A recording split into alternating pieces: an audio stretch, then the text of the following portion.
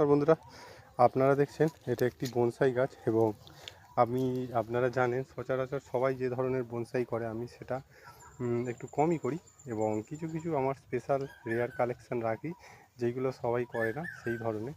যেমন এইখানে যেটা দেখছেন এটা হচ্ছে একটি শিমুল গাছের, এটা 40 বছরের কাছাকাছি গাছ এবং দেখছেন এজটা এবং আমার হাতের মাপটা দেখুন। তো এটা অনেক পুরানো গাছ, মানে এইটা শুরু করেছিল আমার বাবা এবং আমি সেটাকে আস্তে আস্তে রূপ দিচ্ছি, কিন্তু শুধু ট্রাঙ্ক লাইনটা করতেই আমাদের এত বছর টাইম লেগে গেল এবং এরপরে ক্যানোপিটা আমি রেডি করব। এখানে আসে একটি ফাইকাসের বনসাই, যেটাকে আমরা চায়না বট বলে থাকি। তো এইটিও একটি ট্রাঙ্ক লাইন, খুব সুন্দর। এইটিকেও আজকে রিপোর্টিং করলাম এবং এটিকেও একটি রিপোর্টিং করলাম, এটা ক্যারেটে করলাম। এরপরে যখন ক্যানোপিটা রেডি হবে তখন কিন্তু আমরা এই ক্যানোপিটা দেখুন 3টে আমি ব্রাঞ্চে রেখেছি, এরপরে আমি ক্যানোপিটা করব এবং গাছটি টোটাল দেখুন কত সুন্দর।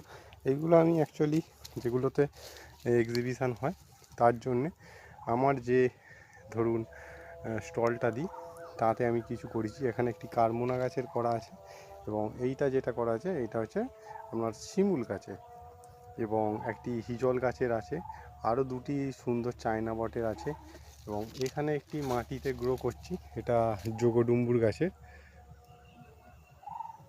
এই যে এইখানে। তো মাটিতে এটা রেডি হচ্ছে। তো এইভাবে কিছু আলাদা ধরনের আমি করতে থাকি। তো এইগুলো আমার স্পেশাল কালেকশানের জন্য এবং কন্টিনিউ যারা আপনার ভিডিও দেখেন তারা জানবেন যে আমার গাছের বনসাইয়ের কালেকশান আগের সব ভিডিওতে আছে।